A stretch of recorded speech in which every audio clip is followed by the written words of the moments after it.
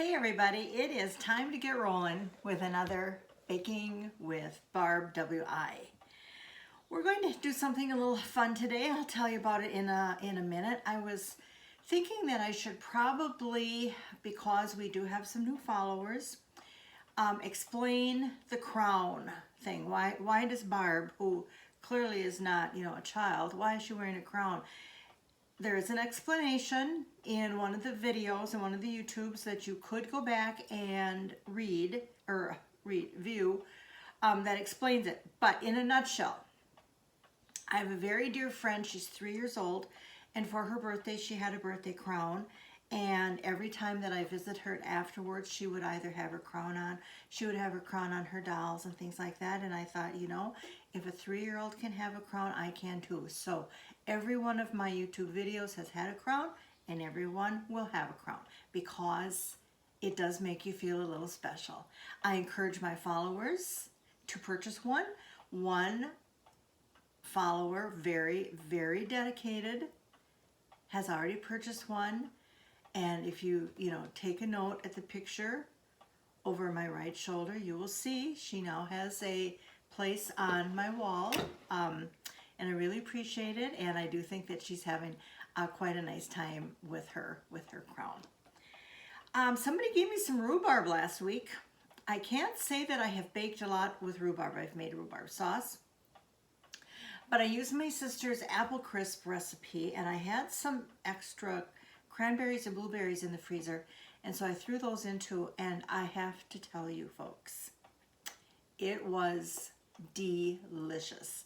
I made that crisp topping with flour, sugar, and butter. The only thing is that it doesn't stay crispy as long as I would like to, but you just eat it quicker then, or put it with ice cream. I mean, it was really, really good. So anybody who has some rhubarb, just look up a recipe, look up rhubarb crisp or something like that.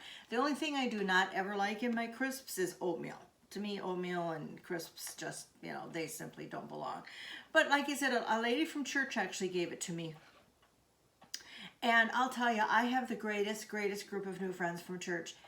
If any of you out there are lonesome, and this what we're all going through, I guess we kind of are, this might be not the time to start this, but since I joined our church, our local church, I have made the absolute best friends. We have a blast together.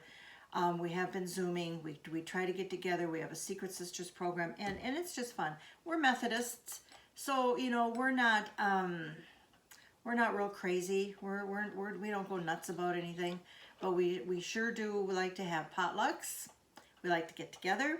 We like to have breakfast after church, and we're all really good friends.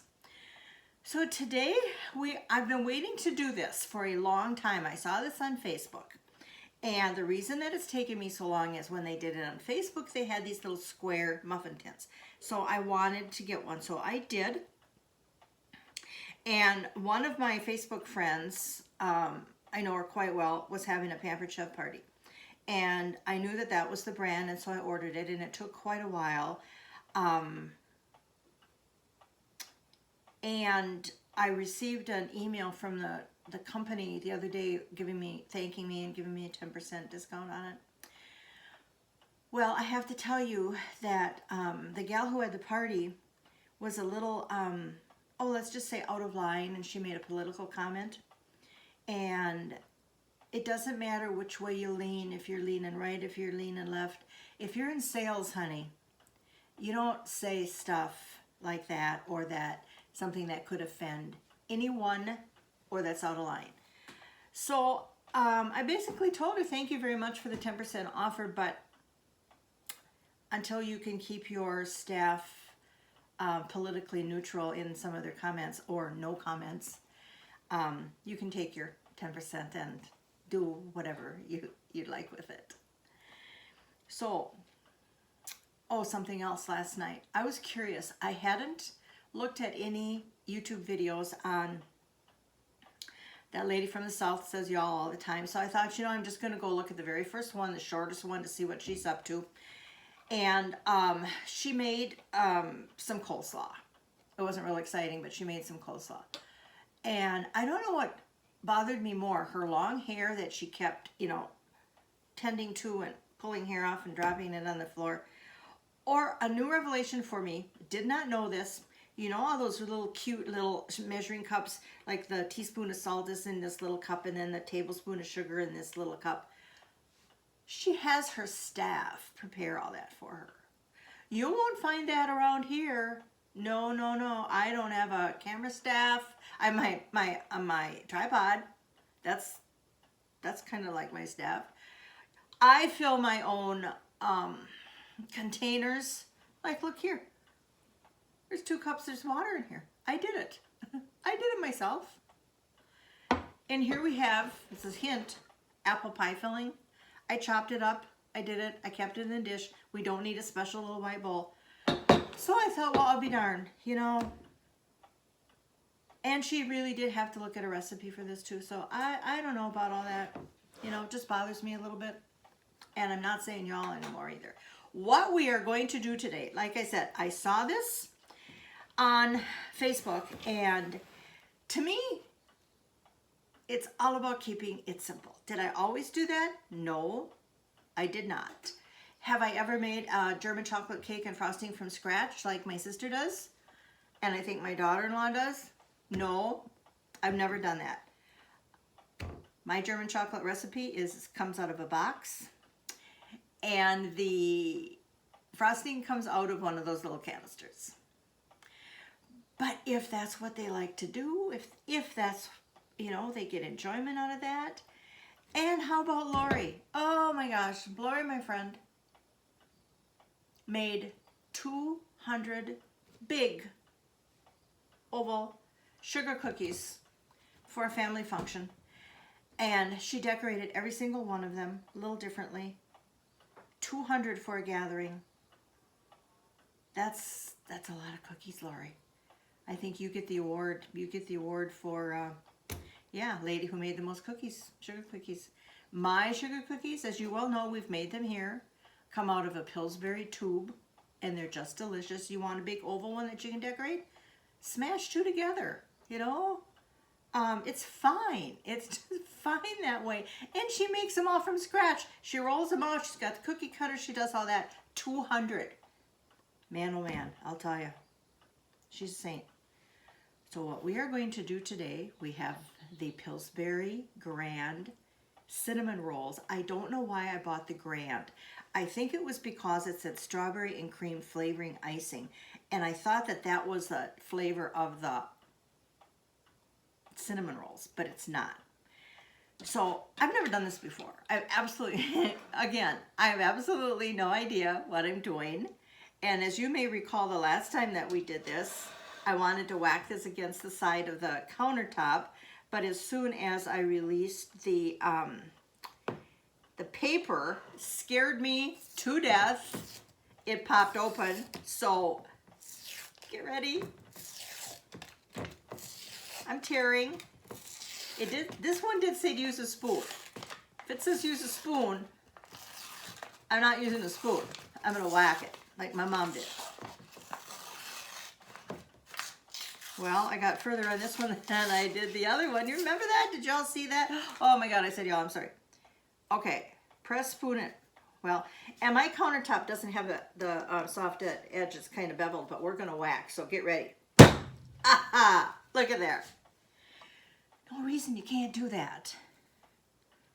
So what this recipe is, I did wash my countertop, so if any of these get on my countertop, here's the frosting. We're going to use this frosting this time. I'm not going to make extra because, as you all very well know,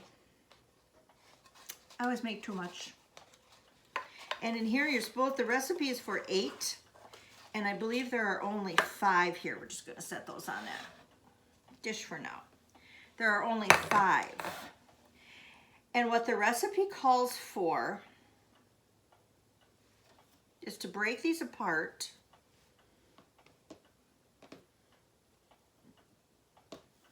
into squares,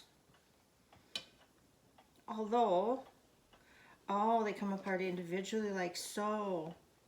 You know what I'm going to do though? I'm going to do this a little differently. I'm just going to, because you just put them, I'm going to cut through each strip.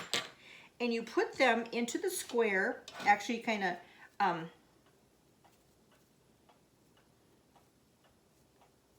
pat them together, pat those seams together, stretch it out a little bit. You can see that. You lift her up and we'll put it in one of these squares. And then bring the sides up to the top. I'm going to have a little extra here. Actually, you need a knife. See if this spoon works. Sure it does. Like so. Make sure those sides come up. And if they don't, just kind of spread it around a little bit down into the squares.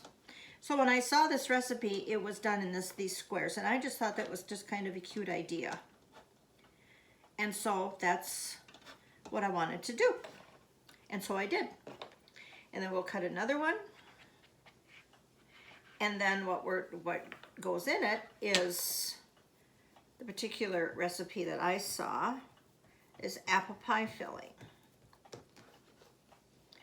Another one. And you did spray, it said to spray just a little bit of Pam or whatever into the bottoms of these.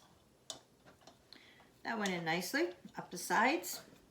Kind of pinch off those corners a little bit. We'll do one more and then we'll fill them up and then I'll finish them off camera. Pat it down a little bit. Stretch it out. Oh, these come in strips. I don't know what the other cinnamon rolls I didn't think did. But I can't remember. And I don't care, it doesn't matter. It just doesn't matter. Well, that one didn't stay on there at all. We'll have to really press that one. So I'm kind of going every other one. The apple pie slices, by the way, oh, that one turned out nicely. Just bringing up the sides. The apple pie filling comes in slices and they're too big, so I chopped them all up into tiny pieces. And it says a couple of tablespoons in each one. This is a soup tablespoon. It's not a measuring tablespoon. So I would imagine it's about that, but I'm going to fill them about as full as I recall they did on the video that I saw. These look kind of yummy. And then I will fill the rest of them off camera so as to not make you sit through that. And I will be adding some pecans to the top of every single one of them. And if I have any extra empty holes left in this, and I'm sure y'all probably know this, fill them with water. It will add moisture, help bake it a little more evenly, as well as it won't warp your pan. And trust me, I had that happen to me once, because we're doing this at 375 for about 25 minutes or so. I'll verify that. And if your pan gets too hot, it'll warp. It will get crooked on you, and you do not want that to happen. So I'm going to finish these. I'm going to add a little pecans to each one. I'm going to use my little clicker here. If it takes 3 times, and put them in the oven. Then I'll come back when I take them out of the oven. Well, look what I have. I just got these out of the oven a couple minutes ago so that I can pick them up without using hot pans. Aren't those just darling? I was thinking pear or peach pie filling would be really, really good in them also. 375, the recipe called for 14 to 18 minutes, and I believe I set my timer for 16. So let's see if we can get one out. And also wanted to tell you, I tasted the frosting. It's cherry. I don't mind cherry, but I thought it was a little strong cherry, and I just didn't think that would go with apple. So I put a couple drops of almond flavoring in it, and it did settle it down quite a bit. So we're going to put this on a plate. I wanted to show you my plate. I did this with my grandchildren when we did pottery once. We've done it many, many times. So it's going to go on there. I've already taken the water out of the empty ones. 1, 2, 3, this made 6. So let's stick this fork underneath here. Beautiful. It's not sticking, nothing at all. And you know what? I'm going to bring this over. It kind of looks like a little flower. You see that? I'm actually quite tickled to death with this. And then we will just take the fork like I usually do, drizzle a little. Yeah, I don't really like the pink on here either. Needless to say, I will be buying this again with a cherry frosting. One more of these. It smells just like regular icing. You can make your own. So I think, as per the suggestions from my grandson in Arizona, we should probably cut into this and see how it looks. So we'll cut right here.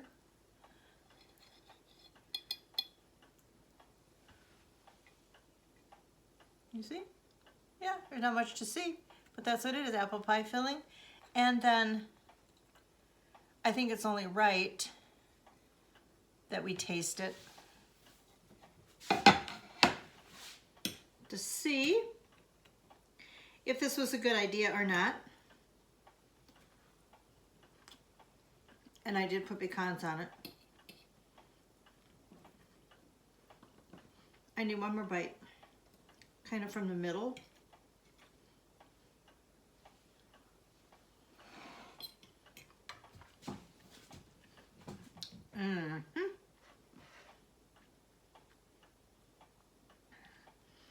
That's really good, and it's just warm enough. Be perfect for breakfast or brunch.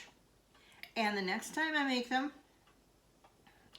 before I put them in the little square openings, I'm going to put, just like a teeny little pat of butter and a little brown sugar, and I think I'll put my pecans down there. They just need a little extra punch, and morning isn't time for a big scoop of ice cream on it. So I think that that's would probably take care of it. That's it, folks. Next time, I have had my old neighbor and my very good friend Debbie said, why don't you make your barbecues? She calls them sloppy joes. I call them barbecues. And I guess I made them for her once. She's asked me 2 or 3 times to make them. It's my mom's recipe. So I guess we're going to make barbecues. Give you the recipe. We'll get them cooked up, show you what we do. And she has a very unique recipe for sloppy joes that I've never heard of before in my life. So we may do that as well. Everybody stay safe. Wear your mask. Please wear your mask. It's still the smart thing to do. If you can do the separation thing that we're all supposed to do, try to do that as well. Just be smart. Stay safe. Think of yourself. We've got a lot of stuff going on, a lot of people in our lives, in our families, who, we all have issues, don't we? We all have issues. And we have to deal with them. But think of the crown, how it makes you feel. Somehow manage to put yourself first. Hey everybody, have a great time. Until next time.